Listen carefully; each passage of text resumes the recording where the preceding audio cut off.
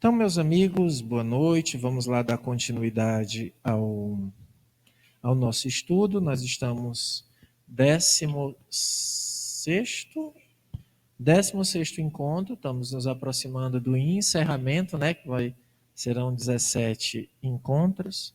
Hoje nós temos um recorde de Paulos reunidos. Temos 3 Paulos presentes. Então, se a gente evocar Paulo de Tarso, pronto. Aí são 4, todos os Paulos. Tem mais, só são 3. Você não é Paulo Eduardo, né? Nem é Paulo Eudes, né? Então, nem Paulo Felipe, nem o Paulo Cícero. Então, são 3 Paulos. Vamos lá aqui, gente. Nós vamos dar continuidade na prece pelo o obsedado. Nós fizemos uma abordagem inicial sobre a obsessão. E agora nós vamos falar dos casos graves. E a minha esperança é de hoje, se vocês colaborarem comigo, eu chegar até o fim. Tá, né? Vamos lá, para nos casos de obsessão grave. O que é que diz Kardec? Oi. Opa, pronto. Vamos lá. Nos casos de obsessão grave, o obsediado se acha como que envolvido e impregnado de um fluido pernicioso, que neutraliza a ação dos fluidos salutares e os repele. É desse fluido que importa desembaraçá-lo. Ora, um fluido mau não pode ser eliminado por outro fluido mau. Mediante a ação idêntica do médium curador, nos casos de enfermidade, cumpre se elimine o fluido mau com o auxílio de um fluido melhor, que produz, de certo modo, um efeito de um reativo. Esta ação mecânica, mas que não basta. Necessário, sobretudo, é que se atue sobre o ser inteligente, ao qual se importa se possa falar com autoridade, que só existe onde há superioridade moral. Quanto maior for esta, tanto maior será igualmente a autoridade. Então aqui ele vai começar a tratar do caso de obsessão grave. Lembramos, nós já definimos que a obsessão é a ação persistente de um mau espírito sobre um encarnado, que pode ser de uma maneira suave, leve, mas ela também pode se intensificar, pode se tornar algo muito tenaz, que é o verbo, o adjetivo que o Kardec usa como uma certa aderência. O espírito vai aderindo ao outro, né? Então ele se acha envolvido e impregnado de um fluido pernicioso. Então o espírito ele envolve o encarnado numa espécie de atmosfera espiritual. Qualquer palavra que a gente usar, tudo que a gente usar como comparação, vocês vão ter que nos lembrar que é só uma comparação. Mas é como se fosse uma nuvem de vapor que ele envolve em torno daquele encarnado com um objetivo muito claro, é dobrar a vontade dele, dominar a vontade dele, né? Fazer com que ele ceda à vontade do espírito. É esse o objetivo, né?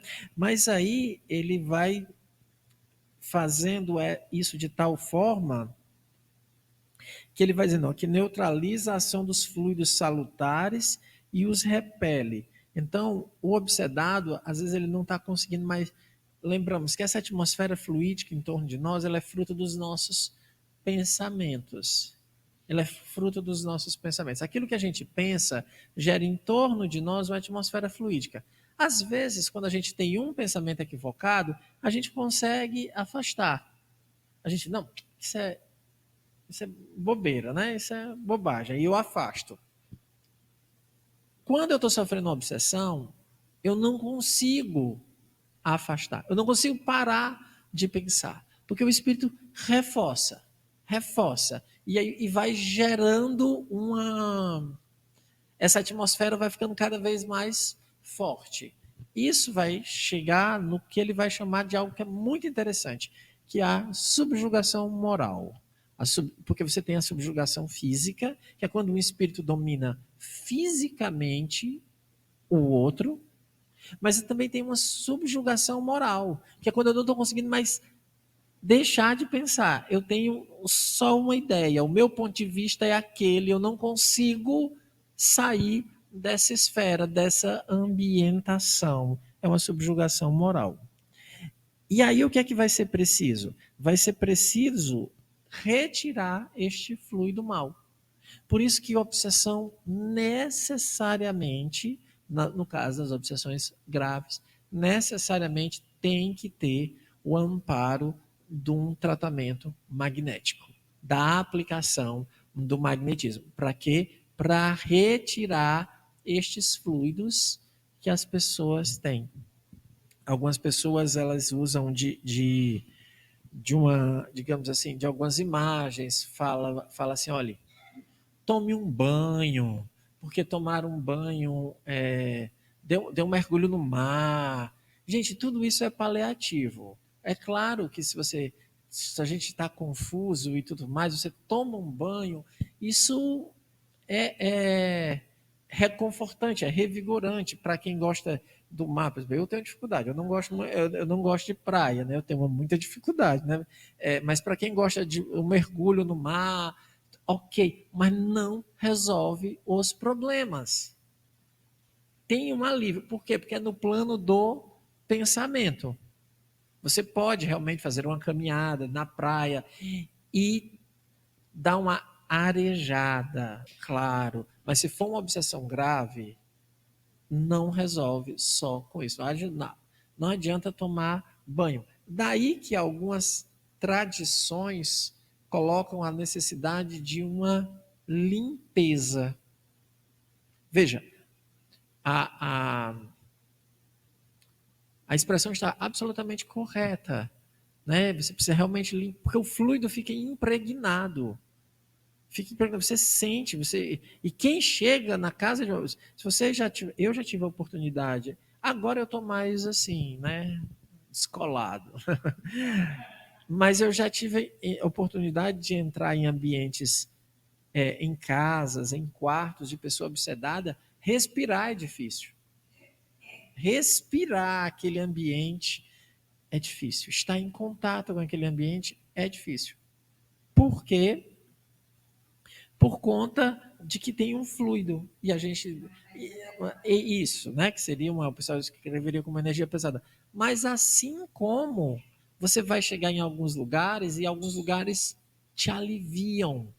É muito comum as pessoas. Sábado mesmo, uma pessoa que está passando por uma obsessão veio e aí passou pelo atendimento fraterno, assistiu à reunião. Vocês sabem que a gente cria uma ambientação para facilitar o recolhimento, diminui as luzes, põe uma música, aí a pessoa que trouxe perguntou a ele assim, como é que você se sentiu?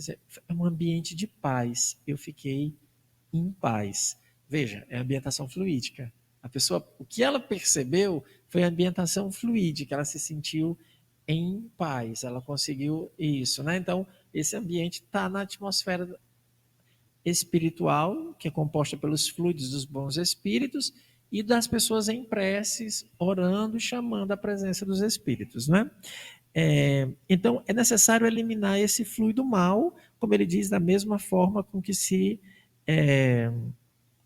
elimina o fluido no caso das doenças, porque nas doenças, na aplicação do magnetismo, é justamente isso, eliminar o fluido mal, ou fluido, não é mal, aí é um fluido, como é o nome, Felipe, tu que é magnetizador, é fluido tipo adoecido, né? Um fluido tem um deletério, alguma coisa assim, substituir por fluidos salutares, fluidos de cura. Você vai aplicando fluidos de cura, não é? E aí, esse fluido é uma ação mecânica e ele diz, é necessário que se atue sobre o ser inteligente, sobre o espírito, mas é para isso que tem que se falar com autoridade. E aí precisa de uma superioridade moral, tanto para falar com o espírito quanto falar com o encarnado. Por isso que a gente vai ver que a principal estratégia dos espíritos obsessores, quando dialogam com a gente, quando tem uma conversa, a estratégia número 1 é apontar nossos defeitos e dizer, mas você é pior do que eu, você faz isso, você faz aquilo, porque ele quer quebrar essa questão da superioridade moral. Porque se você admite que ele está com a razão, você diz, então não tenho condição de falar com você. Mas naquele momento em que você tem que realmente saber assim, não, eu não sou espírito bom encarnado, você tem razão, eu tenho minhas falhas, mas nesse momento que eu estou falando com você, em nome de Deus, eu tenho uma autoridade moral, porque eu estou aqui porque eu quero seu bem, e o bem tem autoridade. Então a gente nunca pode deixar cair na armadilha que eles fazem, que é inverter.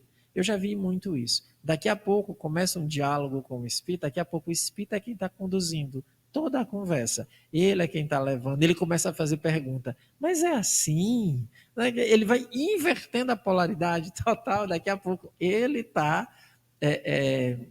no comando, comandando a reunião, sai todo mundo arrasado com os fluidos que ele deixa, porque ele inverteu, ele pegou para si, justamente por isso daqui, porque nos falta essa superioridade moral. E aí eu digo uma coisa, ó, gente, não pensemos que isso é exclusividade nossa. Se vocês olharem um pouquinho de atenção nas parábolas de Jesus, os apóstolos não curavam, eles passavam para Jesus, principalmente nas chamadas expulsão dos demônios. Pode olhar quando o pai diz assim, olha, eu levei para os apóstolos, para os teus aí, nenhum quis, né? Todos passavam para Jesus, porque todo mundo sabia que Jesus tinha autoridade moral sobre os maus espíritos.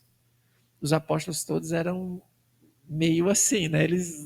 Como é que alguém vai ter autoridade moral convivendo com Jesus, né? Ninguém tem mais, né? Depois de você estar convivendo com ele, acabou-se sua autoridade moral. Então, os apóstolos tinham essas dificuldades. Eles só começaram a fazer de fato depois que Jesus morre.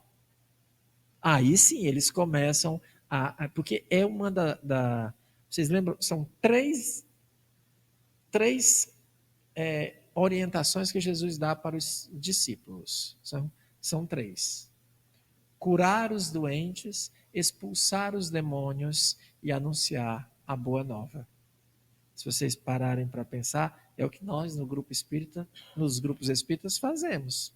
Curamos os doentes, expulsamos os demônios que nós não chamamos mais de demônios, mas os obsessores, né? E a gente tem porque a palavra demônio ganhou um peso que não tem, a gente usa, e anuncia a moral do Cristo. Essas três coisas sempre tem que estar presente, né? Essa é a prática de qualquer grupo: a curar os doentes, expulsar os demônios e anunciar a boa nova.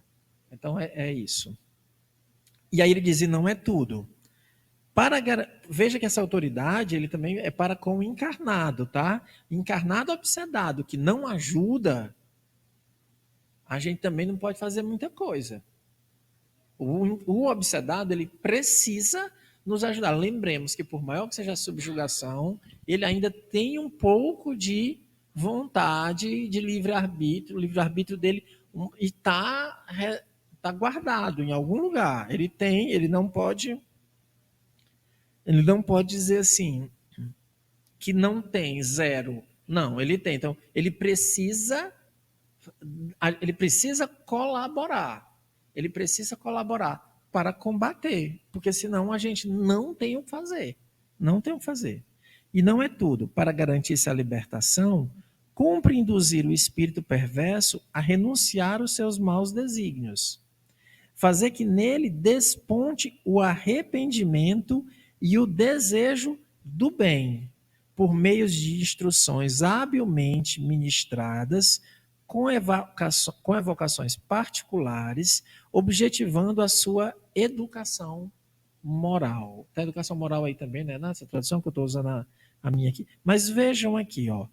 Primeiro, induzir o espírito perverso. Já caracterizamos. Não é um espírito coitado. Rodrigo entrou? E a gente quer a libertação dele. Também, veja que a gente tem essa compreensão. Para garantir a libertação do encarnado, cumpre induzir o espírito perverso a renunciar aos seus maus desígnios. Então, veja, ele sempre diz, ó, o espírito é perverso e querendo fazer o mal, não dá para disfarçar. Fazer que nele desponte o quê? O arrependimento. Esse elemento é central, o arrependimento. É o primeiro passo. O Espírito tem que mostrar-se que ele se arrepende. Enquanto isso não brotar nele o arrependimento, a moralização está longe. É o arrependimento e o desejo do bem. Aí aqui é o que eu digo, né, gente? Ó, instruções habilmente ministradas, que é isso que a gente está tentando trabalhar aqui, essas instruções, em evocações particulares. Vejam que já está escrito como é que se dá. São evocações particulares, direcionadas. Evocações. A gente ainda não tem, a gente está começando o ensaio, mas ainda o ensaio não está muito bom, não, né? Porque assim, a gente tem um grupão, né? O nosso grupo, que é o grupo Vicente de Paulo, e nós temos o grupo da terça-feira, que é o grupo Santo Agostinho, são dois grupos mediúnicos, né? O grupo Vicente de Paulo é um grupo maior, o grupo Santo Agostinho é um grupo menor, mas é o grupo mais antigo, é o grupo da terça. Por sinal, a gente prepara vocês para irem trabalhar na terça-feira, né? Que é esse é o nosso objetivo, que vocês possam nos ajudar na terça-feira. Mas ainda, no sábado, que é um grupo bem maior, a gente pede assim: você pode evocar o espírito em casa, porque na sociedade você leva para casa, não eu me candidato, me deixa que eu fique chamando ele. Ainda a gente sabe que o pessoal ainda tem um pouco de receio. Temos alguns grupos que já se reúnem para fazer isso, mas acreditem, as evocações, quando vai fazer evocação particular, os grupos são muito atacados quando tentam fazer evocações particulares, e aí a pessoa começa a pensar que a vida dele está dando errado por conta daquilo. E é isso que os espíritos querem. Os espíritos sempre fazem essa associação, né?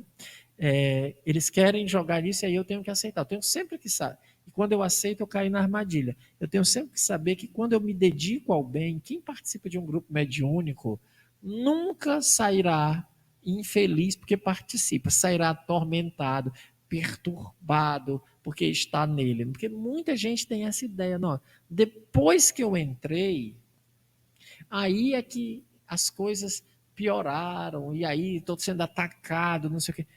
Qual é o equívoco dessa ideia? É porque parece que a gente não tem proteção, não tem anjo da guarda. Essa é que é a grande questão. A gente tem que se sentir mais protegidos. É porque talvez antes a gente aceitava e a nossa consciência não avisava, né? Pode-se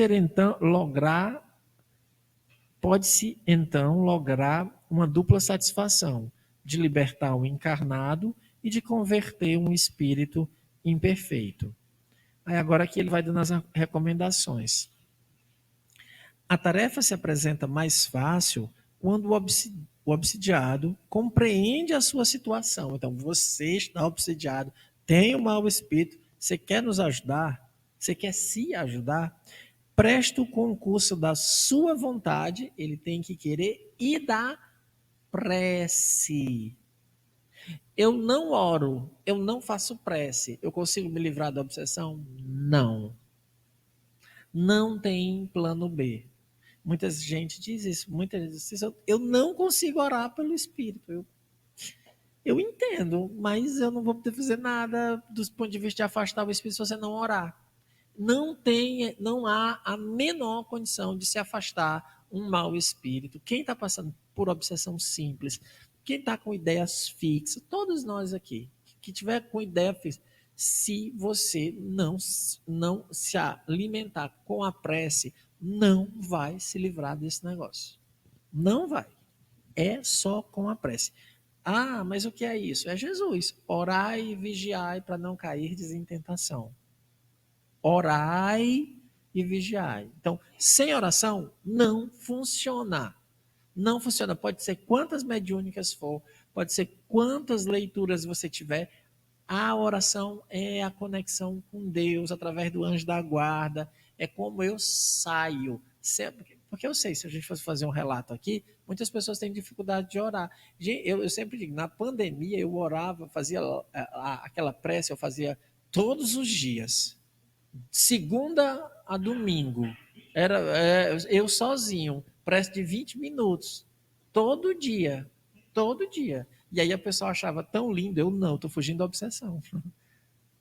Estou fugindo da obsessão, era por mim, porque isso me salvava, me salvava. Quando a gente começou, era todo dia, todo dia, todo dia a prece.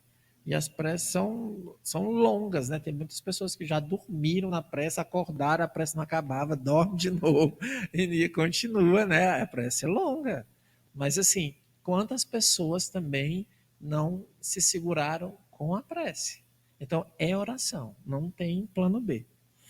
Ah, aí ele diz: o mesmo não se dá quando, seduzido pelo espírito embusteiro, ele se ilude no tocante às qualidades daquele que o domina e se compraz no erro em que este último o lança, e visto que, então, longe de secundar, repele toda a assistência. Aqui é o grande problema, é quando eu tenho uma fascinação, eu estou fascinado pelo espírito que me obsedia.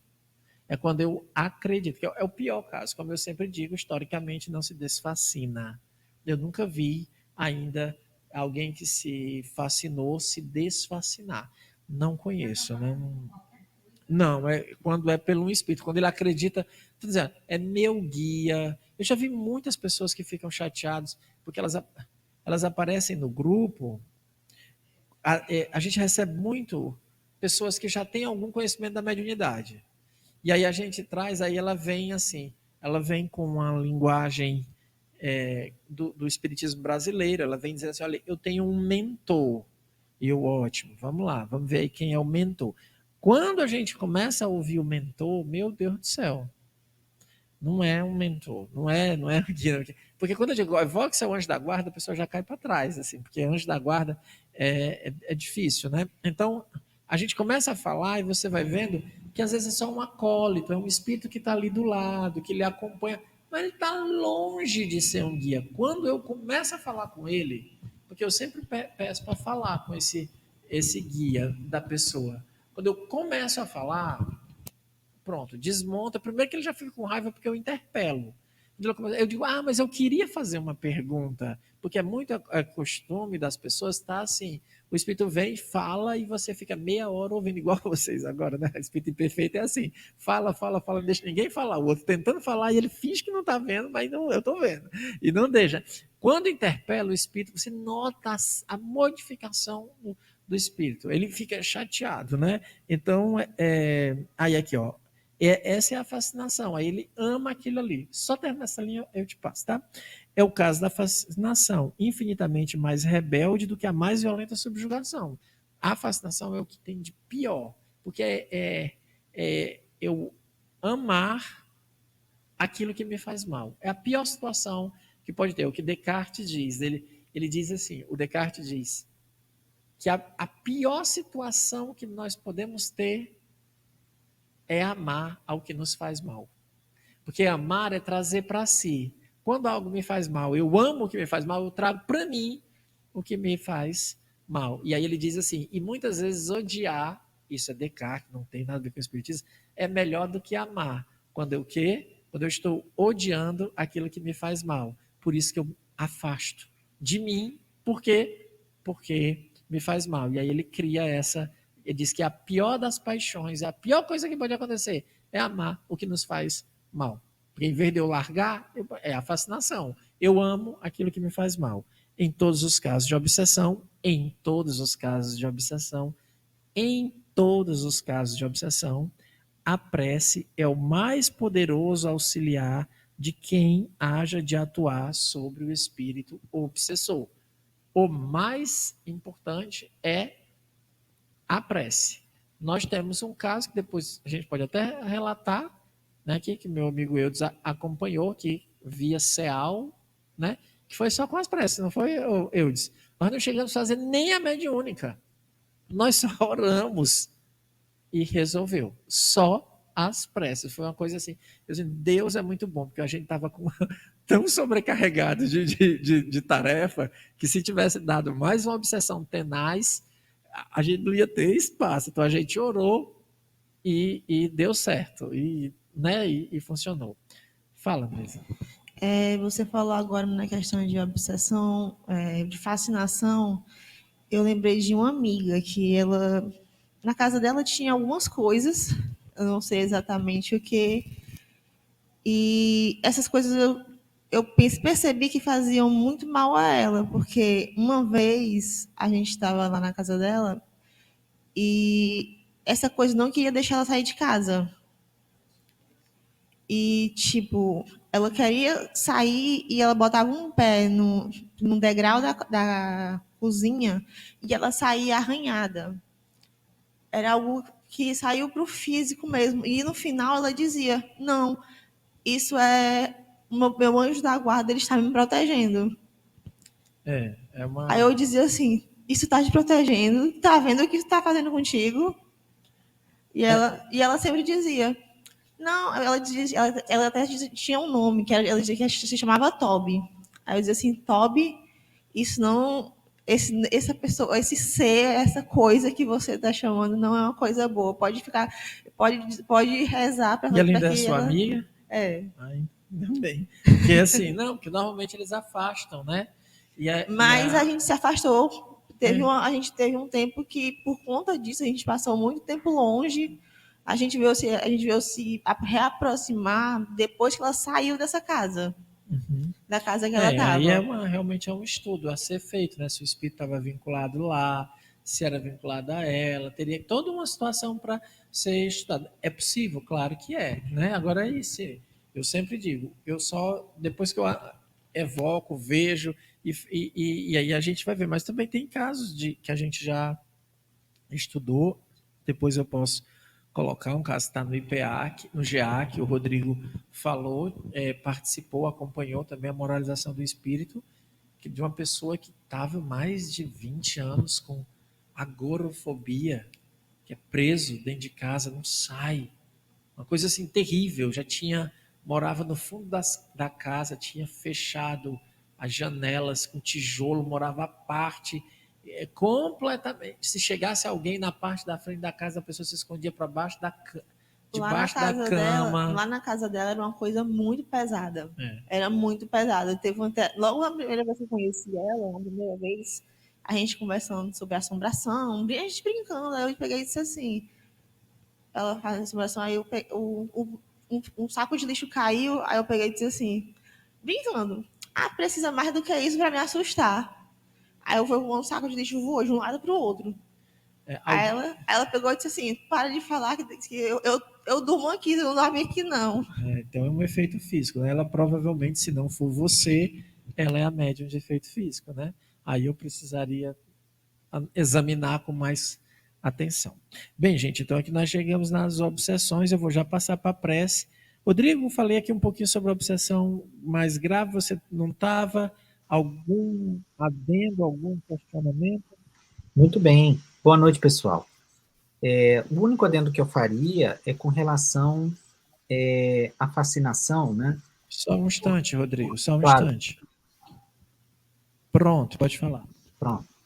É com relação à fascinação, porque é o seguinte, a fascinação não é um amor a coisas, né? Na verdade, ele é um amor intelectual a ideias. E talvez seja por isso que a fascinação ela seja tão difícil de ser combatida. Porque imaginem vocês, é como se a gente se apegasse a ideias que são sugeridas por um espírito, mas a gente se apega a ela, tá? Então é como se fosse uma isca que um inimigo me oferece e eu seguro. Então é essa a metáfora que a gente pode usar, né? Só que a gente se apega a uma ideia. Agora, vamos fazer um exercício intelectual simples. Quantos de vocês escutaram uma ideia que vocês não sabem se é verdade ou não, e vocês se apegaram a essa ideia por muito tempo? Se vocês examinarem bem, talvez na história de vida de vocês, vocês saibam identificar isso. Por exemplo, um pai dar uma opinião sobre a mãe e essa opinião ser completamente equivocada. E você ficar com essa opinião por 10, 20, 30 anos. alguém dar uma opinião sobre um terceiro, você ficar com essa ideia, você se apegar a ela, mesmo que ela não tenha consistência com a realidade. Esse é um exercício intelectual que a gente precisa fazer. Certamente, muitos de nós nos apegamos a ideias que não têm sustentação na realidade. A fascinação, ela é má por causa disso. O espírito sugere uma ideia ou um conjunto de ideias, e a sofisticação ela é caracterizada por esse conjunto de ideias que o médium se apega a elas. Então, é um duplo movimento. Tem uma ação persistente de um espírito enganador, ele é mau e hipócrita. Ele precisa ter essas duas características na fascinação. O médium ele precisa se apegar a essas ideias e torná-las um pouco suas. Ele precisa fazer esse movimento. E então ele vai ficar com essas ideias. Se nós, muitas vezes, assumimos ideias ou tomamos para nós ideias, ou preconceitos, ou ideias preconcebidas de pessoas que nós amamos, né? Que dirá de um espírito hipócrita, enganador, por quanto tempo a gente pode ficar abraçado com essas ideias, né? Às vezes uma vida, 2, 3, muito tempo. Então, só para a gente fazer esse exercício, porque se a gente é suscetível disso com pessoas que a gente que convivem conosco, né, entre os vivos, dirá entre os mortos. Por isso, a prece é importante, mas para a fascinação é um exercício intelectual mesmo da humildade, né? A humildade é uma virtude intelectual importante que os médiuns experimentados devem desenvolver, que é o desejo de procurar a verdade e esse esforço para ter em relação às próprias ideias uma relação de criticidade. Ou seja, eu posso estar errado. É verdade. Tem que ter isso. É porque não existe prece que não seja humilde, né? Prece e humildade são sinônimos, né? Mas a gente tem uma defesa muito grande dos nossos pontos de vistas. A gente tem a gente tende a defender com muita assim, com veemência, com muita firmeza, e principalmente quando entra para o plano do sentimento. Veja a dificuldade que um pai tem de admitir o erro no filho, falhas no filho. Ele nega o máximo de vezes que ele puder. Veja como nós temos muitas desculpas para nós. Nós temos muitas desculpas para nós. Então, espíritos, quando querem fazer isso, eles sempre usam dos elogios, dos subterfúgios. Ele vai usar uma coisa, o fascinação, ele vai usar uma estratégia que eu vejo assim, quase sempre não gostam de você. É a estratégia da fascinação, é dizer, não gostam de você e aí eu te afasto. Eu isolo. Eu deixo a pessoa fragilizada e sozinha, né? Porque ele quer para ele, para dominar, né? Isso é interessante, Cícero, porque a fascinação, ela sempre é caracterizada de paranoia, realmente. Tem sempre um conteúdo paranoico. Além de um conteúdo, vamos dizer assim, no pensamento, né? Que é um conteúdo muito narcísico, né? Assim, uma experiência muito narcísica, de alguém que se admira demasiado. Uma característica importante da fascinação sempre, né? É essa paranoia, né? Os outros são maus, os outros não me admiram, os outros não me reconhecem, os outros não veem, os outros estão tramando contra mim. É uma coisa bem paranoica, um pensamento paranoico que é generalizado, né? Então, tem esse duplo caráter, vamos dizer assim, né? E por isso esse apego às próprias ideias, né? Porque é muito comum o paranoico ficar sempre com a sua apreciação da realidade, justamente porque a opinião dos outros sobre ele é sempre uma opinião má, né? Com uma má intenção. Ela é sempre dada como uma má intenção ou com desprezo, né? O outro não vê quem eu sou. Então, é uma solidão. Uma solidão. O paranoico, para todo paranoico é solitário, né? Ele tem Então ele eu fica já muito solitário e aí ele fica cada vez mais se apega mais às próprias ideias, né? eu já vi coisas assim, gente, lidando com fascinado, coisas assim que eu digo assim, gente, não é possível que a pessoa esteja me dizendo isso. É tão irracional, é tão assim, mas a gente não consegue abrir os olhos. Não consegue. Então, assim, não aconselho ninguém a se fascinar. Não se fascinem. Não se apeguem às ideias. Não façam isso. Assim, é, não elejam pessoas. Não elejam, sabe assim, não exijam das pessoas demais. Não se exija demais. Não se elejam, né? Não se eleja e não, né, não se exija demais.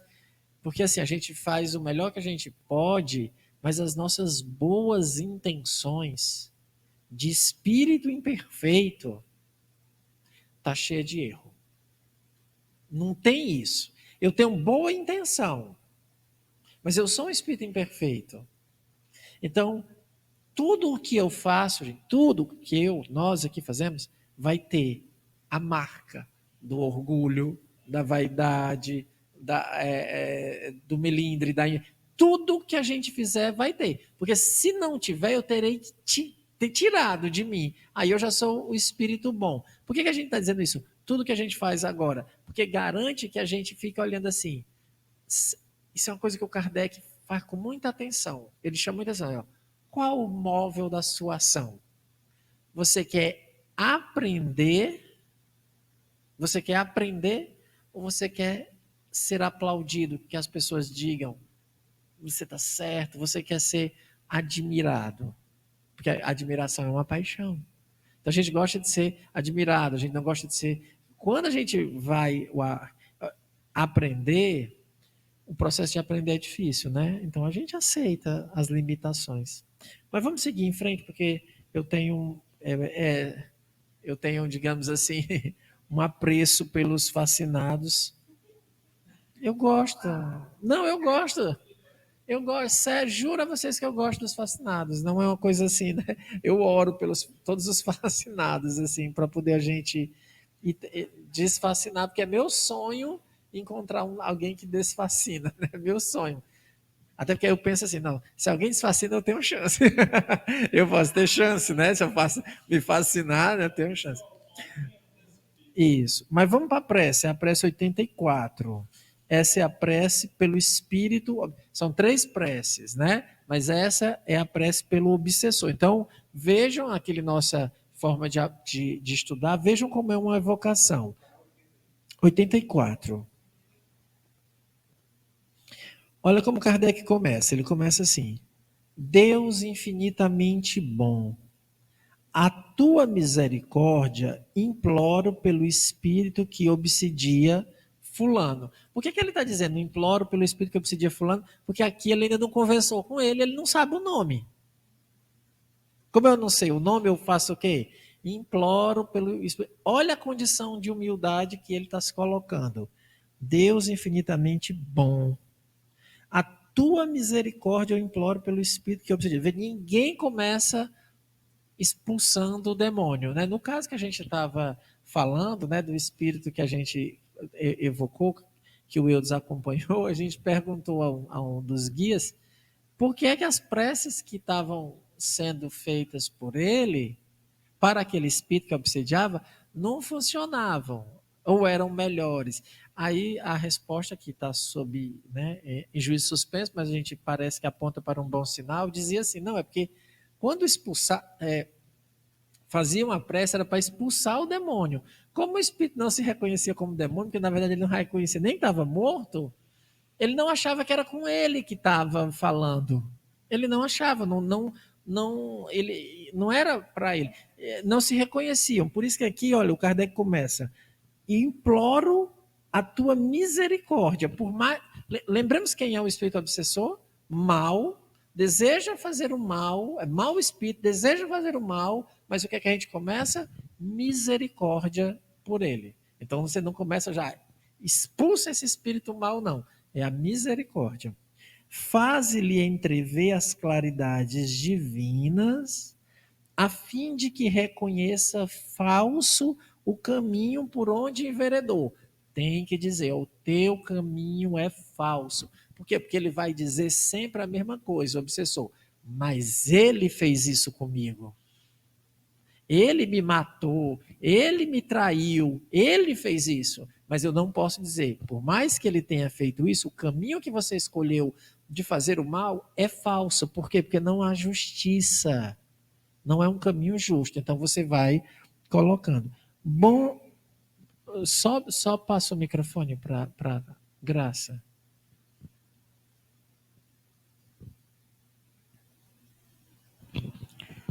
A prece, espírito que obsedia, aí eu não sei o nome do espírito. Não, mas não sei o nome do encarnado. Do encarnado. Aí é para botar o nome do encarnado, tá entendendo? Por exemplo, vamos aí supor eu pulo essa parte e não, digo fazer ele entrever. Não, vamos supor que o Eduardo tenha uma obsessão. Eu ainda, o espírito ainda não se comunicou. Eu não sei quem é, né? Eu estou fazendo a prece. Espírito que obsedia o Eduardo. Mas você não sabe. Você não sabe o nome do Eduardo? Não, aí como é que eu vou fazer uma prece? Não, eu só posso fazer uma prece, Graça, se eu conhecer a pessoa. Como é que eu vou fazer uma prece? Tente fazer uma prece por alguém que você não conhece. A gente não ora, né? Porque, não, que a gente... Conhecer, sim. Saber o nome, não. Mas não pode. Não tem condição. Você tem que saber o nome da pessoa por quem você vai orar. Que é uma obsessão, é um estudo. Porque para eu ter deduzido que é uma obsessão, eu tenho que conhecer o caso. É diferente daquela prece assim, que eu estou passando no meio da rua e eu estou vendo uma confusão. Aí eu peço, Senhor, abranda aqueles corações. Mas eu não posso já daí deduzir que é um obsessor que está ali fazer o espírito é uma obsessão. Pode ser uma briga dele mesmo. Então aqui não, é porque, lembra, o Kardec vai dizer, só é obsessão em alguns casos. Então ele já estudou, e disse, não, isso aqui não é não, olha, faça uma prece, ore. Agora aqui ele chegou naquele grupo que é uma obsessão grave. Aí ele, por isso que ele diz, eu tenho que saber o nome, senão eu não consigo. Toda evocação pressupõe isso. E quando eu souber o nome do espírito, eu vou começar a chamar pelo espírito. Espírito Tobi, que foi o que ela falou. Eu vou ter que chamar o espírito, porque eu tenho o nome. Agora, se eu não tiver, é aquele que eu me dirijo. Mas, aí aquela geografia que eu digo, começa em Deus, depois, bons espíritos, ajudai-me a fazer-lhe compreender que ele tem tudo a perder praticando o mal e tudo a ganhar fazendo o bem. Veja, eu estou pedindo para mim o auxílio dos bons espíritos para fazer com que aquele espírito compreenda.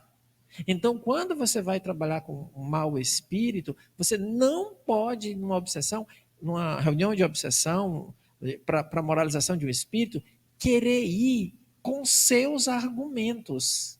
Não sou eu dialogando, assim, né? Eu aqui, Cícero, o espírito ali, né? E eu falando com ele. Não, eu tenho que ir o tempo inteiro segurando na mão de quem?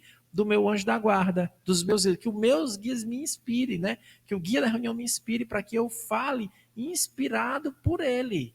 Porque se eu cair na armadilha de ficar, vira um debate sem fim. Ninguém chega a conclusão, não moraliza. É os bons espíritos que ajudai-me. Então, às vezes a gente não sabe o que vai dizer para o espírito, aí vem uma ideia. Aí você diz alguma coisa, aí o espírito é tocado. Por quê? Porque você está com o anjo da guarda do lado. Por isso que o pessoal acha assim, não, mas nós temos aqui, está dividido em 2 grupos, né? Os evocadores e os médiuns. Aí os evocadores acham que não, então eu não preciso do anjo da guarda, né? Assim, não, eu vou evocar. Não, você tem que chamar o anjo da guarda, porque é o anjo da guarda quem vai fazer você se conduzir bem durante a sessão. É ele quem lhe inspira, não é eu entrar lá. Por isso que a prece, por isso que a gente começou com a assistência dos bons espíritos e foi para todo mundo. É para todo mundo, não é só, não é só os médiums, não, é para todo mundo. Outra coisa, viu? Todo mundo sabe que a primeira, vocês lembram o que é que o Erasto diz? Os conselhos primeiro são para quem? Pro médium, né? Aí muita gente vai dizer assim, então, não sendo médium, eu não recebi o conselho, né? Porque os conselhos primeiro não é para o médium. Aí o Erasto reformula essa frase, ele faz um comentário e diz assim, e todos que se utilizam dele, ou seja, se você está na sessão, é para você também. Porque você está lá, você não está se utilizando, você também está inserido. É para você.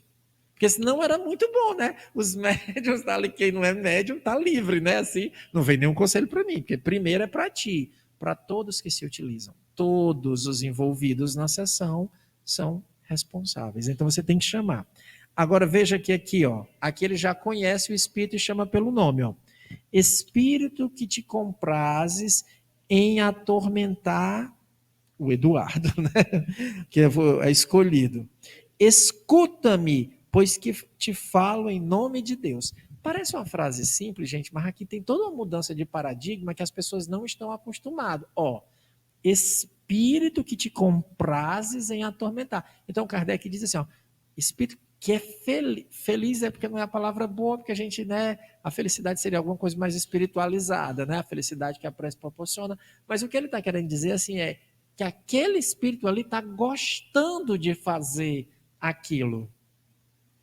Ele gosta daquilo, de fazer o mal, diferentemente de nós que tratamos como o irmãozinho. A gente trata com pieguice. Não se trata espírito como irmãozinho. Obsessor, não é assim que se fala com obsessor. Hoje em dia já se debate falar essa linguagem infantilizada com criança, que você tem que falar normal, não precisa infantilizar. Imagina como o espírito tratar o espírito de irmãozinho. Não, espírito que te comprazes em atormentar, porque o que você faz é atormentar o coitado do Eduardo. Eduardo, se tu tiver com obsessor, ele está sendo moralizado nesse momento, tá? Foi você que foi escolhido para ir ser aliviado, né? Aí, escuta-me, olha essa outra frase. Agora, ele chamou o espírito, mas é só chamar? Não. Pois te falo em nome de Deus. Esse começo, gente, nada nessa prece, que para minha ilusão, eu não vou conseguir terminar hoje, mas eu ainda tenho mais um encontro, né? Essa prece, nada nessa prece se perde. Cada linha é importante. Esse começo todo, ele chamou o espírito vinculado à pessoa, depois pediu ajuda aos bons espíritos, pediu misericórdia por ele, chamou os bons espíritos, mas não tinha ainda se dirigido a ele. Agora ele começa a falar com ele. Diz o nome, sem medo, caracteriza a natureza do espírito, espírito mau, que te comprazes em atormentar. Então ele já diz assim, eu sei quem você é. Eu sei o que você faz. Ele deixa claro. E aí te diz, escuta-me. Ó autoridade moral, escuta-me.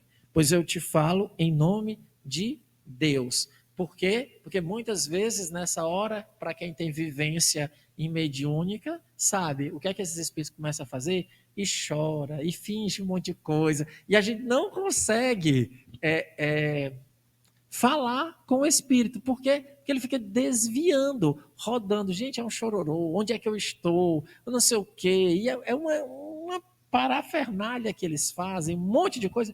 Por quê? Porque eles não querem, de fato, que a gente confronte a situação dele. Então você chama e diz: eu te falo em nome de Deus, escuta-me. Autoridade moral, escuta-me. Você traz. Porque senão a moralização nunca vai acontecer. Você vai ficar lá. Aí muita gente cai nessa armadilha de querer pedir que ele não chore, querer socorrer, como se fosse alguém que tivesse. Gente, é obsessor. Ele estava fazendo mal, ele está atormentando o outro. Então ele não pode cair. Acredite, esses espíritos, eles são verdadeiros artistas. Eles são artistas, eles enrolam. Então, não acredite nessa questão, porque a gente já sabe que ele não é um espírito sofredor. Porque a gente já sabe, espírito sofredor é aquele que vem pedindo prece, que está precisando de alívio. Aí você vai falar com a obsessão, você quer orar? Ele, se você quiser. Se for para eu ir embora, então ele não é espírito sofredor. Espírito sofredor já chega logo pedindo, me ajude, faça uma prece por mim, pedindo socorro. Então a gente tem que saber, não vai tratar o obsessor como espírito sofredor. Vocês querem perguntar alguma coisa? Porque hoje eu estou bondoso. Pronto, a Antônia ali vai fazer uma pergunta. Agora você tem que falar no microfone.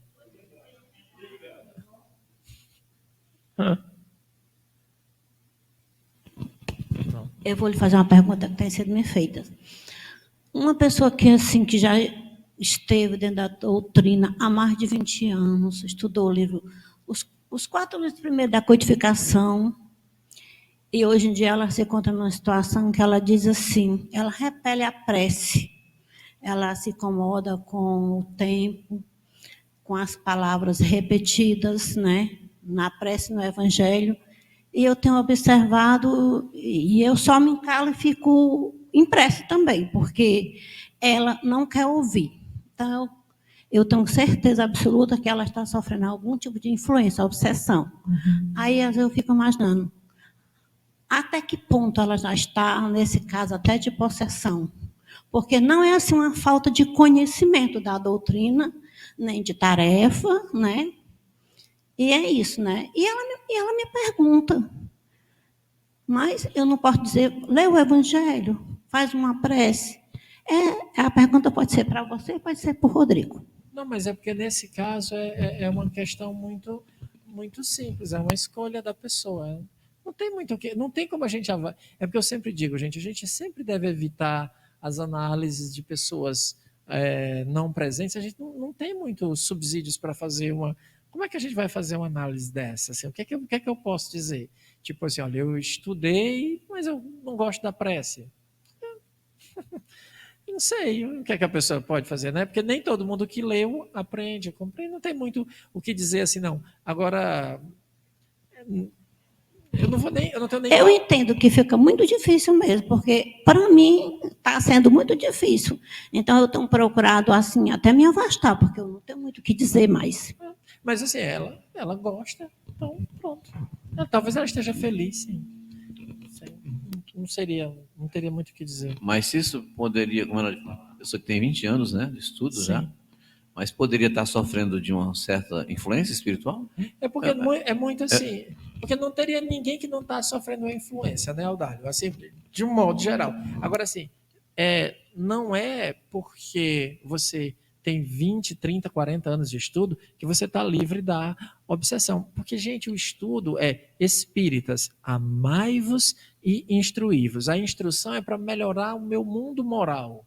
A gente faz cursos, a gente faz tudo isso para melhorar o meu mundo moral. Então, se eu faço um curso e por exemplo, eu faço o curso, mas eu continuo sem saber lidar com as situações, sem saber lidar com as adversidades, sem saber o convívio, ou não assimilei coisas simples como fazer uma prece, eu posso dizer assim que eu não conheci nada da doutrina. Nada. Assim, porque eu não consigo coisas elementares. Então, que nós temos uma ilusão de temporalidade. Tipo assim, olha, faz não sei quantos anos que eu estudo. isso não significa nada do ponto de vista se eu não fizer nenhum esforço pela minha transformação moral. E outras pessoas, tem um caso na Revista Espírita de um jovem que leu o Livro dos Espíritos e ele era colérico, ele teve um dia, está descrito lá, que ele, no acesso de fúria, ia bater na mãe, assim, um negócio grave.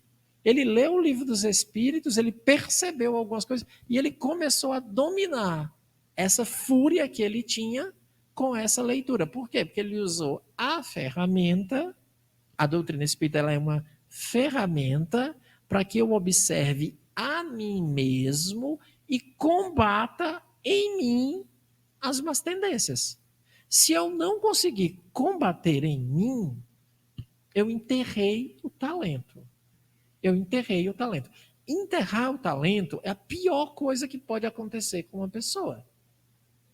É a pior coisa que acontece com a pessoa. Porque quando ela chegar no mundo dos espíritos, vai estar lá, servidor mau e infiel. Por que fizestes? Sabia que eu colho de onde não planto e sei. Eu nunca lembro quais são os dois verbos. A colher diz assim, ó, eu não faço, mas eu utilizo tudo. Você sabia disso porque não entregou pelo menos ao banco para fazer o juro, depois tira dele e dá para o que tem mais.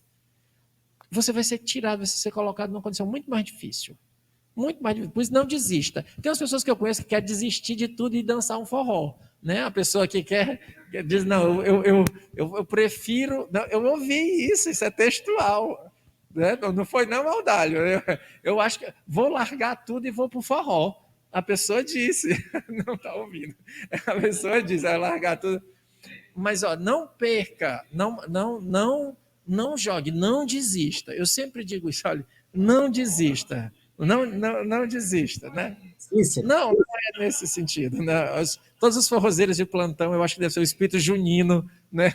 Não desista, sabe assim, ó, pegue é porque tem muita gente assim, ó, às vezes vai de pinguinho em pinguinho. Eu já passei 1 ano, passei 10 sem vir, voltei, porque não sei o que, assim, ó. Eu sempre digo, não desista, valeu a pena aquele seu 1 ano que você ficou, aquele 2, comece agora, mas não desista da sua busca, da sua espiritualidade, não desista, porque enterrar o talento é a pior coisa que a gente tem. Gente, é porque o pessoal não leu direito, ó. Todo mundo tem uma missão dada por Deus.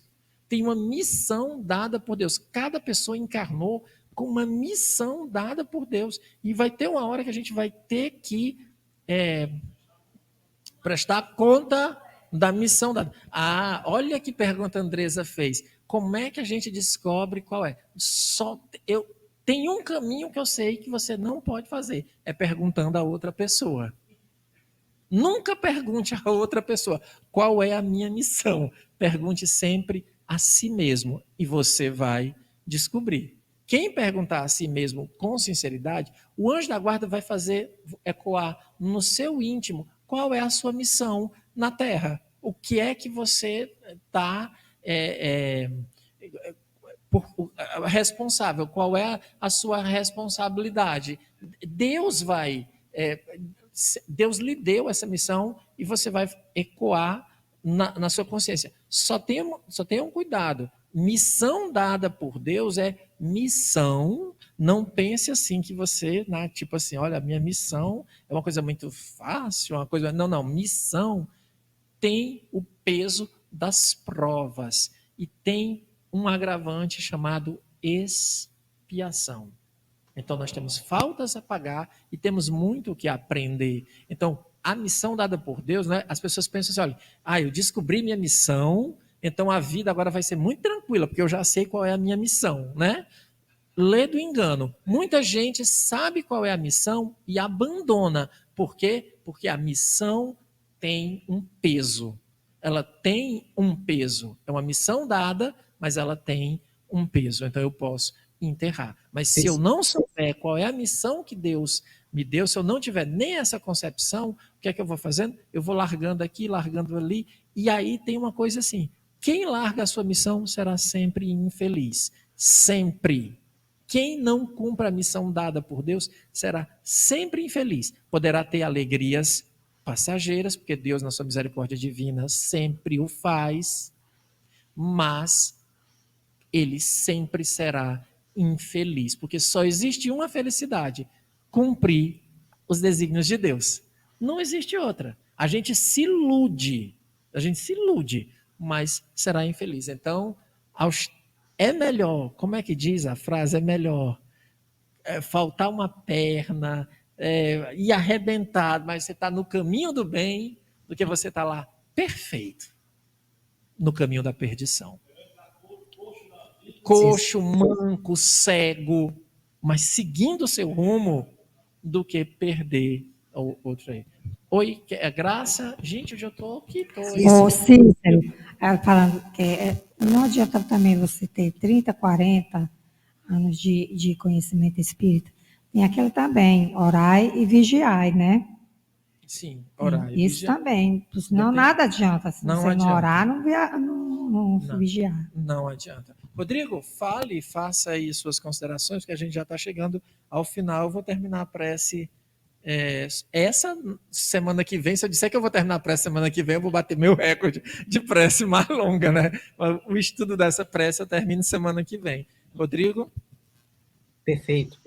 Quem foi a pessoa que fez a pergunta, que falou que conhece alguém que está obsidiado porque não ora? Foi a Antônia. Antônia? Pronto. Antônia, quando vocês falam em obsessão, o que que você considera que é uma obsessão? Nas suas palavras. Nas minhas palavras, é quando qualquer um de nós está sofrendo uma ação que você, de alguma forma, perde o controle, que acaba lhe prejudicando, Tá. e que lá no fundo, você sabe que não é só você mesmo, mas está até desprovido de forças para enfrentá-la. Tá. E você falou que essa pessoa sofreria uma possessão. O que você considera que é... Eu perguntei. Sim, mas o que você considera... Perfeito. O que você considera que é uma possessão? A possessão é quando nós estamos sofrendo a influência de um mau espírito e perdemos, assim, a condição de sozinho se livrar daquela situação. Tá. Questão essa que eu até observei no último, não,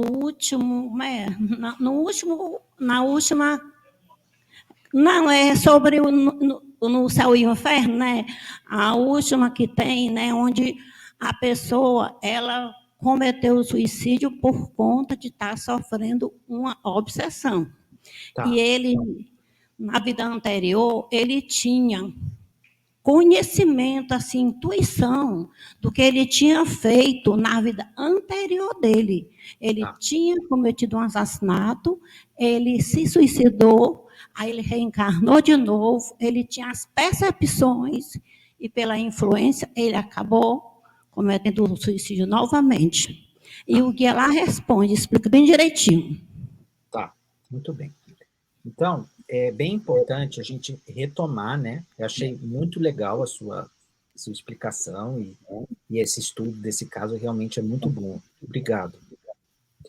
Então, mas é bem importante a gente retomar esse detalhe, né? O que é uma obsessão? A obsessão é uma má influência de um espírito? Não. Então, nós podemos ter a má influência de um espírito, e nem toda má influência de um espírito é uma obsessão. Então, isso é algo bem importante. Porque a expressão assim, perder o controle, é uma expressão que tem muitos significados, mas ela é pouco técnica. Porque, veja bem, você pode perder o controle por causa de um rompante da emoção, como, por exemplo, um colérico. Ele fica com muita raiva e ele perde o controle.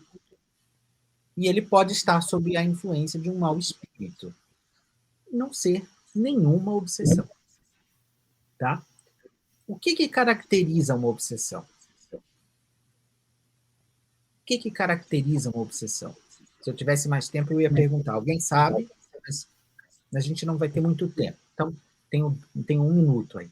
Que é o seguinte. Uma obsessão é uma ação má, persistente no tempo,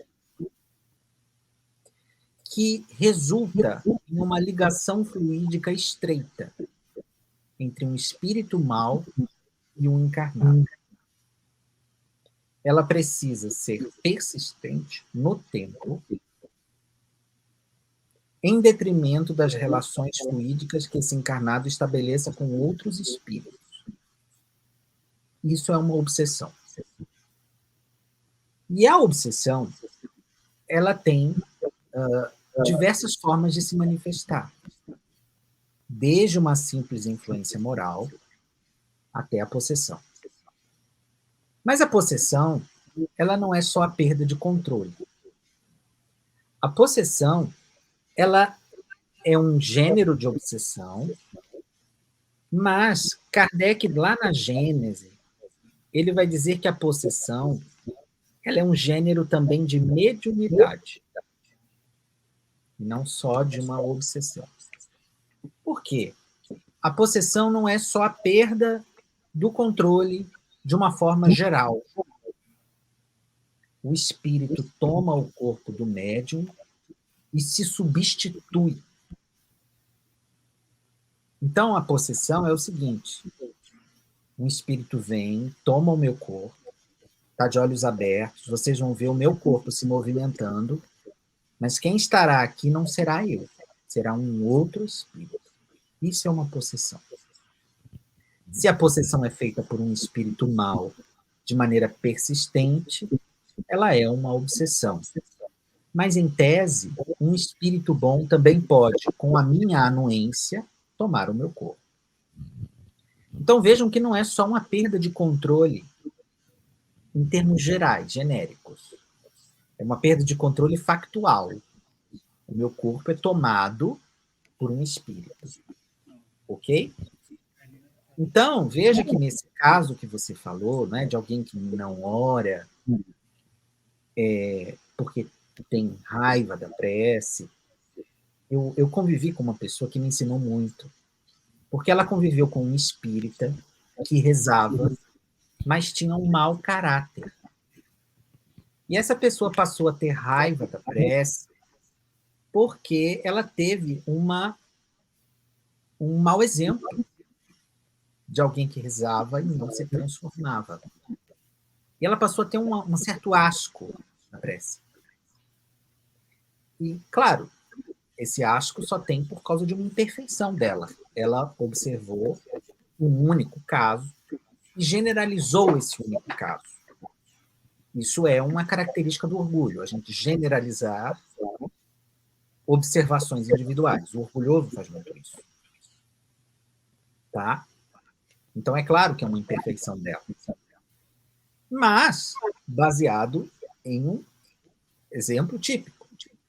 Então, não é porque alguém convive com você, que essa pessoa não gosta de orar, que ela, primeiro, sofre uma ação má e persistente de um espírito sobre ela, por causa disso. Tá? Então, é bem importante a gente se perguntar, né? Por causa disso. Pode ser, você disse que tem certeza de que ela sofre de uma obsessão. Pode ser que você tenha outros elementos que lhe levem a tomar essa... Você pode estar correta, né? Você pode estar correta por outras razões. Agora, a possessão já é um caso raro. Vou dizer para vocês, de uma forma bem sincera. É um caso raro. Um caso atestado de possessão de um espírito que toma o corpo de alguém para fazer alguma coisa não é comum. Não é comum. Então, isso que a gente chama de perda de controle, na maioria das vezes, é a infantilidade da nossa infância moral falando mais alto. Na maioria das vezes. Né?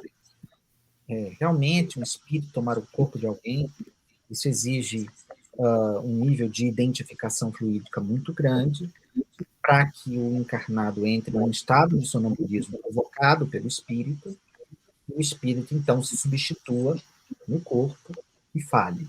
Tá? Isso não é comum. Então, o que eu quero dizer com esse comentário é o seguinte: é que, para a gente discernir bem, pessoal, se a gente sair desse curso com essa distinção bem clara, o que é uma má influência e o que é uma obsessão. Isso é capital. Se a gente não souber conceitualmente essa diferença, isso vai ter prejuízos na prática espírita das evocações. Porque você vai perguntar aos guias, essa pessoa sofre de uma obsessão? Para você conseguir examinar a resposta, se é sim ou não, você precisa conhecer bem o que é uma obsessão. É uma ação má e persistente de um espírito que tem uma ligação fluídica importante com este encarnado. Tem que ser persistente, tá?